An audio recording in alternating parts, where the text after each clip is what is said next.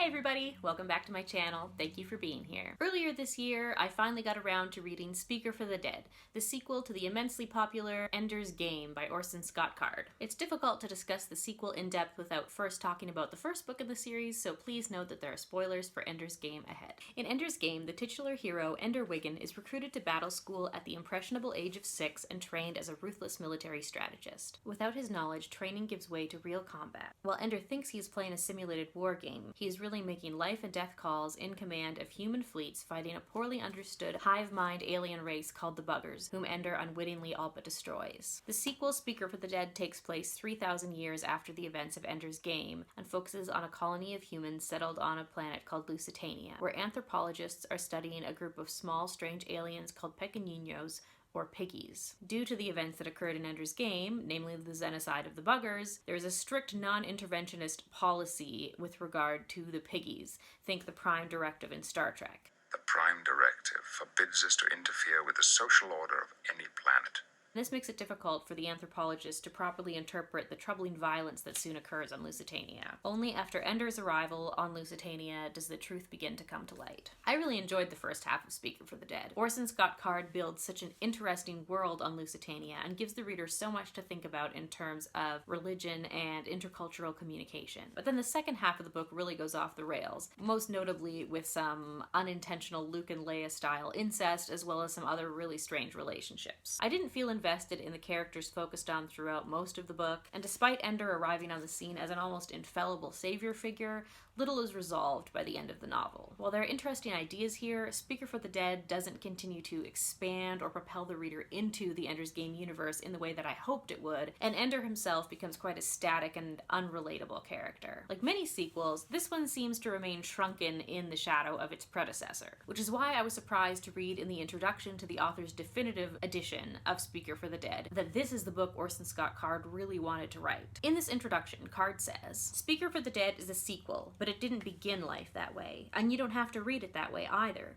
It was my intention all along for Speaker to be able to stand alone, for it to make sense whether you have read Ender's Game or not. Indeed, in my mind, this was the real book. If I hadn't been trying to write Speaker for the Dead back in 1983, there would never have been a novel version of Ender's Game at all." Ender's Game grew out of a short story of the same title that was published in Analog magazine in 1977, and naturally enough, it lacks much of the complexity and background of the original novel. The short story doesn't begin until Ender receives command of his first army at battle school, then quickly moves on to his time at command school and the revelation of the story's big twist. In hindsight, this seems like fertile ground for the development of a longer story about Ender, but Card reveals that the process wasn't as simple as Ender's Game the short story blossoming into Ender's Game the novel. Before attempting the novelization of Ender's Game, Card began outlining Speaker for the Dead. At some point, he discovered that he couldn't write about Ender's dual adult identity as respected Speaker for the Dead Andrew Wiggin on one hand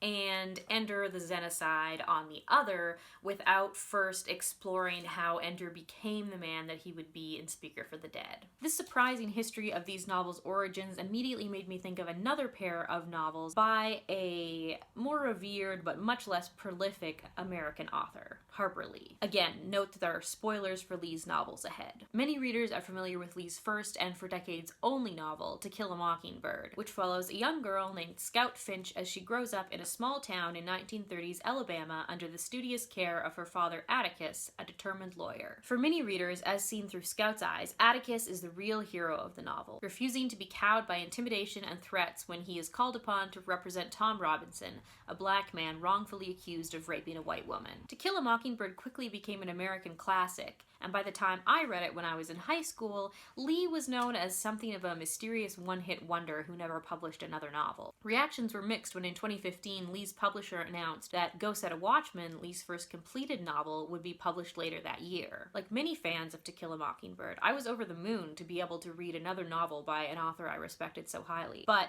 questions were raised about whether Harper Lee was actually still capable of consenting to the publication of Go Set a Watchman. According to The Guardian, friends and neighbors in the tiny town of Monroeville, Alabama, which is the basis for Mockingbird's make-home and where Lee lives in an assisted living facility, spoke of the reclusive author being adamant that she never wanted to publish anything else and that she may not be able to stop it. There was also talk that the author may have been left vulnerable to unscrupulous business associates since the death of her sister Alice in November 2014. As Robert McCrum says, the long-term management of literary lives is a notorious conundrum best left to writers. My interest here is less in the potentially shady realities of the publication of Go Set a Watchman and more in the relationship between Lee's two novels. Go Set a Watchman is the first novel Lee attempted to publish, but she was advised by her editor to focus on the flashbacks it contained to Scout's childhood. Lee took this advice, abandoning her first effort in favor of writing the child-centric To Kill a Mockingbird. It was a shocking development for many of Lee's readers when Go Set a Watchman revealed that Atticus, at the age of 72, was staunchly pro-segregation and anti-black suffrage. Scout, now 26 years old, returns to Alabama from New York. She's dismayed to find that both her father and her boyfriend have joined a citizens' council that is expressing racist sentiments that she had expected her hometown to have outgrown. When Scout confronts Atticus, he refers to the South's black population as backward and asks her, "You realize that the vast majority of them here in the South are unable to share fully in the responsibilities of citizenship?" When Atticus moves the conversation from theory to a practical basis, he asks Scout if she wants black people by the carload in our schools and churches and theaters. Do you want them in our world? Some critics suggest that Atticus' position in Go Set a Watchman is actually in keeping with his behavior in To Kill a Mockingbird. Critic Lucy Scholes writes, "It's unsurprising that this revelation of Atticus' bigotry has met with early criticism.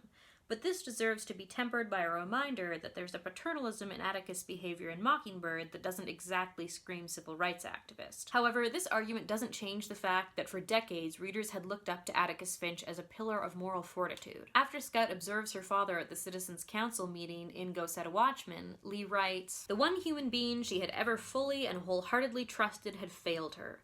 The only man she had ever known to whom she could point and say with expert knowledge, 'He is a gentleman, in his heart he is a gentleman,' had betrayed her, publicly, grossly, and shamelessly." I find it particularly interesting that both Card and Lee found such success in writing stories that are about children but not necessarily for them. Both Ender and Scout experience some of the uglier aspects of life, but they are, at least initially, essentially unaware of the realities that will tear their adult identities asunder. Ender knows that he's being trained as a military commander, but he thinks of that position as a future reality. Colonel Graff, the man who recruits Ender, tells him, "We need a Napoleon, an Alexander, except that Napoleon lost in the end, and Alexander flamed out and died young.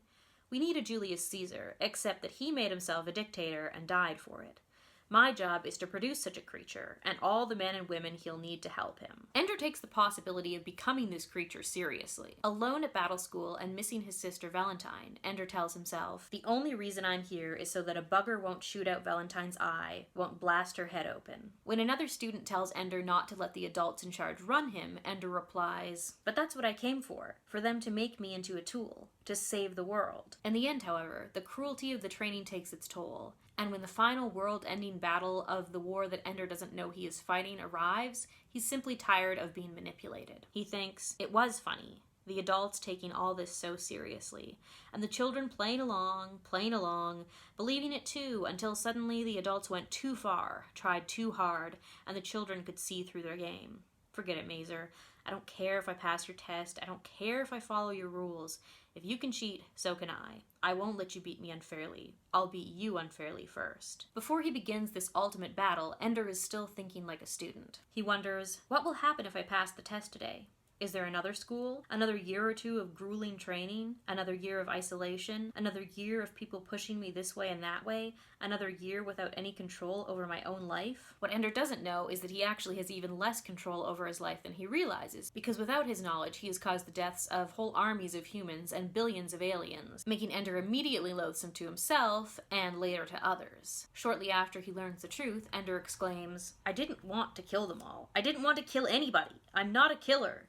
You made me do it. You tricked me into it." Initially, Ender is praised for his contribution to the war and finds himself avoiding companionship because the one thing he could not bear was the worship of the colonists. But as time passes and the fear of the buggers fades from immediate memory, the narrative around the war changes, and thousands of years later, at the beginning of Speaker for the Dead, Ender finds himself only half listening to a fiery argument over whether the utter human victory in the bugger wars had been a necessary prelude to human expansion. Such arguments always degenerated quickly into a vilification of the human monster Ender, who commanded the Starfleet that committed the genocide of the Buggers. Ender is not destroyed by this perception of himself because he has a second identity as a speaker for the dead, a role that grew out of his discovery of a Bugger Queen pupa on an abandoned Bugger planet, and his subsequent decision to write a book expressing all the good and all the evil that the Hive Queen knew. As Card writes in the introduction to Speaker for the Dead, having Ender become a speaker for the dead, wandering from nation to nation and world to world, researching and orating for the dead, that, I thought, was a wonderful way to reconcile him with the human race that had used him up as a child. But the scared, defensive 6-year-old Ender Wiggin that I and so many other readers fell in love with was not a character who knew anything of the specific horrors that would lead to this fractured but strangely self-assured adult identity. In contrast with Ender, Scout experiences no fundamentally earth-shattering upheaval of her worldview until adulthood. In the early chapters of To Kill a Mockingbird, when Scout proposes dropping out of school after a contentious first day, Atticus is calm, sensible, and kind, saying to her, "If you can learn a simple trick, Scout, you'll get along a lot better with all kinds of folks. You never really understand a person until you consider things from his point of view, until you climb into his skin and walk around in it." The novel ends with a similarly domestic scene of Atticus tucking Scout into bed. Telling Atticus about a character in a book, Scout says, "And they chased him and never could catch him because they didn't know what he looked like. And Atticus, when they finally saw him, why, he hadn't done any of those things. Atticus, he was real nice." Atticus replies, "Most people are, Scout, when you finally see them." The lesson Atticus teaches Scout at the beginning of the novel is essentially the same one he's still communicating at the end of the story, despite all that he, his family, and the town have gone through. Atticus' integrity is the bedrock of Scout's worldview, which is why she is disturbed to the point of physical illness when she realizes that she's developed strongly held moral convictions that Atticus doesn't share. Her Uncle Jack tells her, "Now you, miss, born with your own conscience, somewhere along the line fastened it like a barnacle onto your father's. As you grew up, when you were grown, totally unknown to yourself, you confused your father with God. You never saw him as a man with a man's heart and a man's failings. I'll grant you it may have been hard to see he makes so few mistakes, but he makes them like all of us.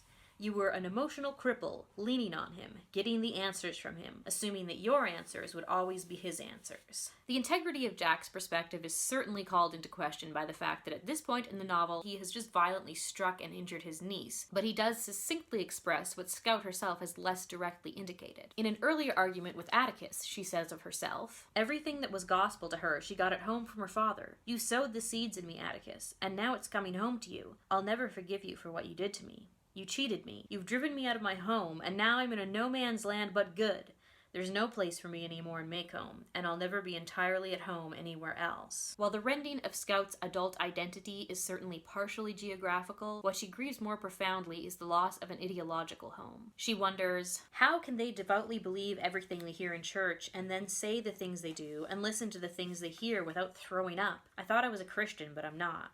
I'm something else, and I don't know what. Everything I've ever taken for right and wrong, these people have taught me. These very people. So it's me, it's not them. Something has happened to me. Both Card and Lee were initially drawn to writing these stories of fractured adult identity, but ended up first publishing stories about comparatively innocent child protagonists to greater acclaim than the stories they initially attempted to write ever achieved. So why is this the case? There are, of course, many complicating factors in both situations, and of course, these situations are not totally parallel. But I think there's a case to be made here for the appeal of the unspoiled, innocent hero in contrast with the fractured protagonist whom the broken world has already corrupted. In both Ender's Game and To Kill a Mockingbird, the reader views the world through a child's eyes. We sympathize with Ender as he realizes that his whole planned existence has cornered him into performing a certain amount of brutality, and we join Scout in her comfortable reverence of her father, which is shared by much of the community around her. Atticus himself is something of an unspoiled hero figure in To Kill a Mockingbird. Despite the risk of doing so, he gives Tom Robinson the best legal representation that he can. The miscarriage of justice that follows is a communal failure, not one individual to Atticus, which casts him as something of a tragic figure. Of course, an argument can be made that Atticus, as a part of the community that condemned Tom Robinson, has to a greater or lesser degree contributed to or affirmed the culture that led to Tom Robinson's wrongful conviction and death, with the contents of Go Set a Watchman making such an argument seem much more plausible. Nevertheless, generations of readers have been inspired by Atticus and captivated by the loss of innocence experienced by Ender and, to a lesser degree, Scout. because this loss of innocence is an inevitable part of the human experience that most people can relate to.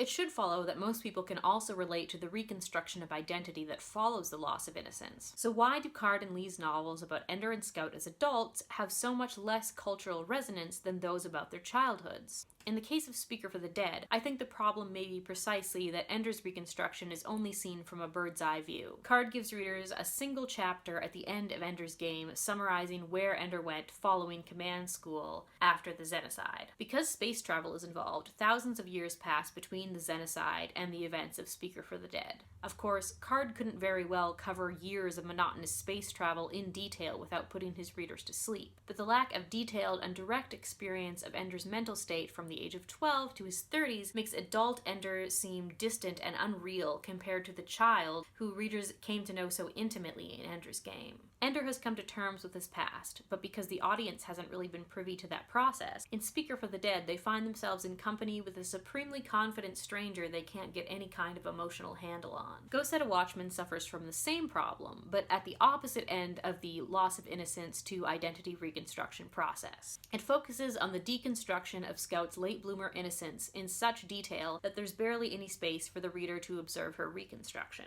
Although Scout has turned from an overawed, fractious, gunslinging creature into a reasonable facsimile of a human being, and now lives and works in New York, she has not begun the process of reconciling her past with her present in a way that makes planning a future possible. She dates a local Alabama man, but refuses to marry him yet, recognizing that she isn't in love with him and deciding that, for the present, she would pursue the stony path of spinsterhood, without committing to the decision enough to break up with her boyfriend. She is superficially aware that she doesn't fit in Maycomb, but she opts to live in an indecisive limbo until her discovery of Atticus' political opinions, which are abhorrent to her, forces her to attend to the fissures in her own worldview that have now been exploded wide open. However, readers see very little of how Scout will actually move forward knowing what she has come to know. It is implied that she'll break things off with her southern lover and find some way of reconciling her love for and disagreement with her father and other relatives, but we don't actually get to see how any of that plays out. There are all kinds of novels that are worth reading, including those like Speaker for the Dead and Go Set a Watchman that don't necessarily provide easy answers or wrap up neatly. Life is messy, and there's something to be said for novels that accurately reflect that complexity. Most people can to some extent relate to Scout's experience of realizing that a beloved parent is fallible, and Card raises important questions about intercultural relations in Speaker for the Dead. But personally,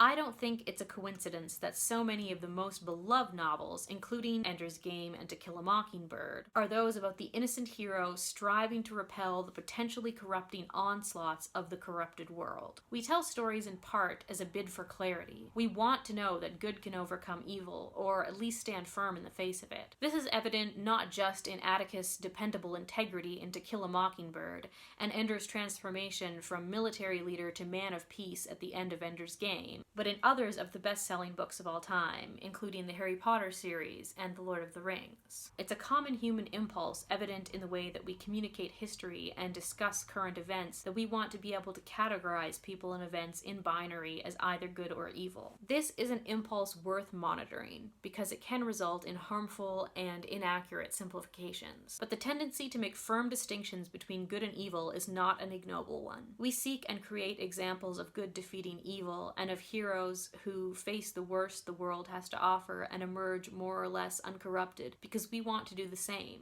and that is a desire worth preserving. If you've read Speaker for the Dead or any of the other books that I've discussed in this video, I would love to hear your thoughts in the comments below. If you enjoyed this video, I would appreciate it tremendously if you would like and subscribe. Thanks so much for being here. Bye.